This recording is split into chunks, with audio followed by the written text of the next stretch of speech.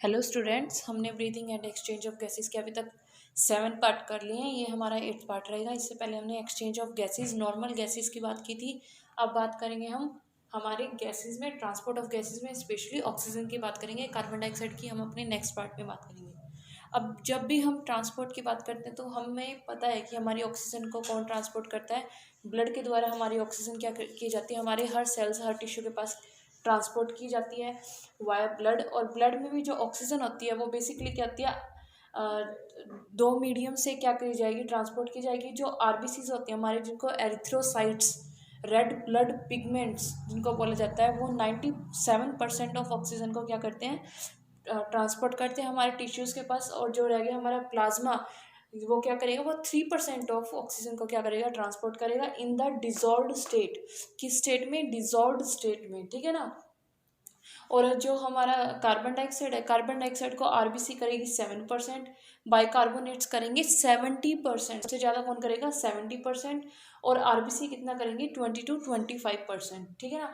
और ये अब अगर हम ट्रांसपोर्टेशन की बात करते हैं तो सबसे पहले क्या होती है, हमारी एटमॉस्फेयर में क्या होगी, ऑक्सीजन प्रेजेंट होगी, हाई कंसंट्रेशन में ऑक्सीजन प्रेजेंट होगी। वो कहाँ जाएगी, हमारी एल्वलाइज में जाएंगी। सिंपल मैकेनिज्म क्या है, सबसे पहले एटमॉस्फेयर में ऑक्सीजन प्रेजेंट है in higher concentration, higher concentration के बाद हमारी एल्वलाइज में जाएगी। क्यों, क्योंकि एल्वलाई में लोअर कंसंट्रेशन होता है। सो सिंपल डिफ्यूजन के बाद एटमॉस्फेयर से एल्वलाई क्या हो जाएगी, from higher concentration to lower concentration alveoli में गई। एल्वलाई से ऐसे डिफ्यूजन के द्वारा हमारे ब्लड में गई, ब्लड से टिश्यूज़ में, और कार्बन डाइऑक्साइड का बैकफ्लो हो जाएगा, वाइस वर्सा हो जाएगा, टिश्यू से ब्लड में, ब्लड से एल्वलाई में, और एल्वलाई से एटमॉस्फेयर में क्या हो जाएगी, ट्रांसफ़र हो जाएगी, ठीक है ना। और जो हमारे ब्लड में जो जिससे हमारी ऑक्सीजन कंबाइन होती है, वो बेसिकली क्या होते हैं, हमारे हीमोग्लोबिन होते हैं। क्या होते हैं, हीमोग्लोबिन। और इन्हीं को क्या बोला जाता है, respiratory pigment. Respiratory pigment haemoglobin को क्या बोला जाता है, रेस्पिरेटरी पिगमेंट, ठीक है ना।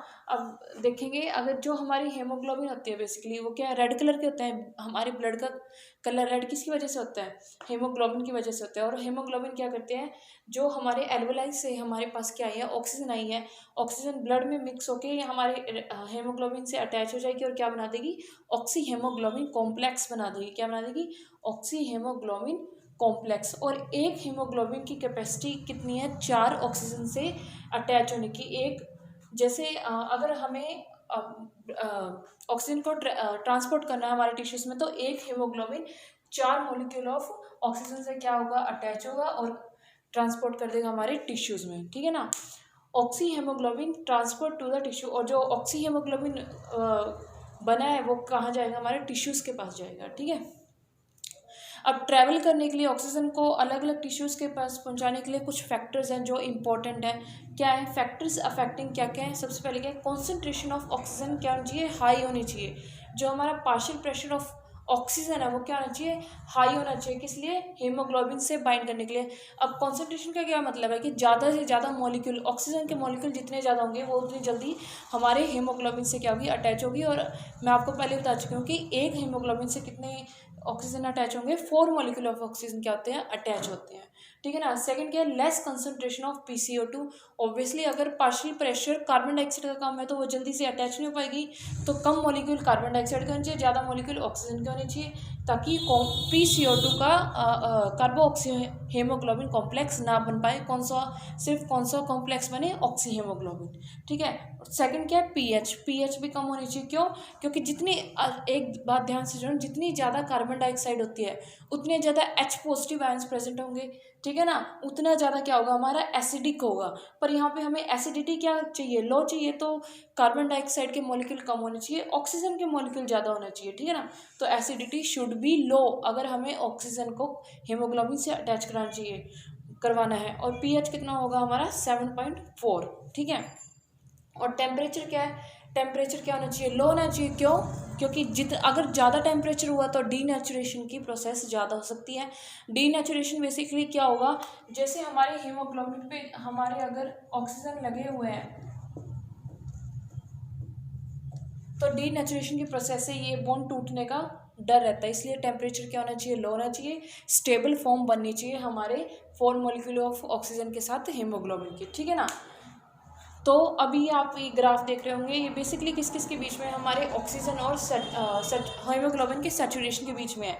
ये किस शेप का बनता है, बेसिकली सिग्मॉइड शेप का बनता है। सिग्मॉइड मतलब एस शेप का बनता है। इसको समझाने के लिए मैं आपको बताती हूँ। मान लीजिए 25% पे हमारी एक ऑक्सीजन का मॉलिक्यूल जुड़ता है, तो मतलब कितनी कॉन्सेंट्रेशन चाहिए, 25% हमारे ऑक्सीजन चाहिए अगर एक ऑक्सीजन को हीमोग्लोबिन से जुड़ना है। अब एक मिनट, अगर आपको एक ऑक्सीजन को एक हीमोग्लोबिन से जोड़ना है तो हमारे ऑक्सीजन की कॉन्सेंट्रेशन कितनी चाहिए, 25%। अगर 2 से जोड़ना है तो कितनी चाहिए, 50%। 3 को चाहिए तो 75%, और 4 को जोड़ना है तो 100%। ठीक है ना। और ये हमारी कर्व बन जाएगी एस शेप, सिग्मॉइड शेप क्या बनेगी, कर्व बनेगी यहाँ पे। अगर आपको अपने हीमोग्लोबिन से 4 मॉलिक्यूल ऑफ ऑक्सीजन को क्या करना है, अटैच करना है। ठीक है ना। अब बेसिकली जब हमारे ऑक्सीजन हमारी हीमोग्लोबिन से अटैच होंगे तो वो कौन सी प्रोसेस होगी, एसोसिएशन प्रोसेस। कौन सी प्रोसेस होगी, एसोसिएशन प्रोसेस। और जो ऑक्सीजन एक दूसरे को बाइंड करने में हेल्प करेंगे उसको बोला जाता है कोऑपरेटिव प्रोसेस। क्या बोला जाता है, कोऑपरेटिव प्रोसेस। ठीक है।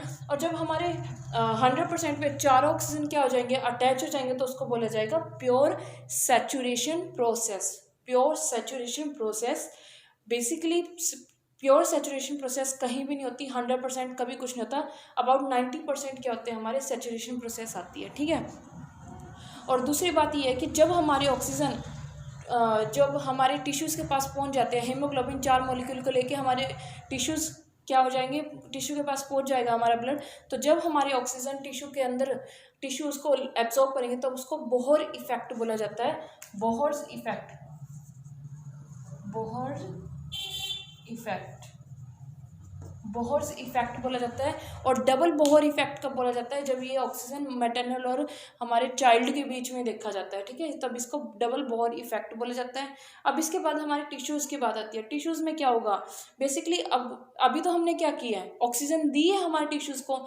अब टिश्यूज़ ने क्या किया, ये सारी फैक्टर्स को फॉलो किया। पीएच कम मांगी, टेम्परेचर भी कम चाहिए उसको, हाई कॉन्सेंट्रेशन ऑफ PO2 चाहिए। बट अब क्या है, हमें वापस क्या है, हीमोग्लोबिन को कार्बोक्सी हीमोग्लोबिन बनाना है। कार्बोक्सी हीमोग्लोबिन मतलब ऑक्सीजन के मॉलिक्यूल छोड़ के कार्बन डाइऑक्साइड के मॉलिक्यूल को क्या करना है, अटैच करना है। तो क्या करेगा, HB have tendency to dissociate. अब हीमोग्लोबिन में क्या होगी, टेंडेंसी होगी किसकी, ऑक्सीजन को छोड़ने की, और किससे बाइंड करने की, कार्बन डाइऑक्साइड से बाइंड करने की। क्यों, क्योंकि एक बार अगर ऑक्सीजन यूज़ कर ली जाती है टिश्यू के द्वारा तो वो क्या रिलीज करते हैं, कार्बन डाइऑक्साइड। अब टिश्यू के अंदर किसकी कॉन्सेंट्रेशन ज़्यादा होगी, कार्बन डाइऑक्साइड की। तो ईजिली क्या हो जाएंगे, वो हमारी हीमोग्लोबिन के साथ अटैच होकर क्या बना देंगे, कार्बोक्सी हीमोग्लोबिन। और उसके लिए फैक्टर्स क्या आना चाहिए, बिल्कुल इसका उल्टा। अगर यहाँ पे ऑक्सीजन की कॉन्सेंट्रेशन ज़्यादा है तो टिश्यू के पास कॉन्सेंट्रेशन क्या होना चाहिए, कम। अगर यहाँ पे pH क्या है, कम होना चाहिए, तो वहाँ पे pH ज़्यादा होना चाहिए। और याद रखना है pH ज़्यादा कब होगा, जब कार्बन डाइऑक्साइड की कॉन्सेंट्रेशन ज़्यादा होगी। और कार्बन डाइऑक्साइड की कॉन्सेंट्रेशन कहाँ पे ज़्यादा होती है, हमारे टिश्यूज़ के अंदर। और टेम्परेचर भी क्या होगा वहाँ पे, ज़्यादा होगा। और ये है हमारी ऑक्सीजन का ट्रांसपोर्टेशन। और इसको हम हेमोग्लोबिन कर्व भी बोलते हैं। ठीक है ना, हेमोग्लोबिन कर्व बोला जाता है। बेसिकली किसके बीच में होता है, हमारे ऑक्सीजन और haemoglobin, oxy haemoglobin dissociation curve बोला जाता है। ठीक है। अगर आप लोगों को कोई प्रॉब्लम है तो मेरे को पर्सनल मैसेज करो, मैं आपको दोबारा समझा दूंगी। Okay, thank you.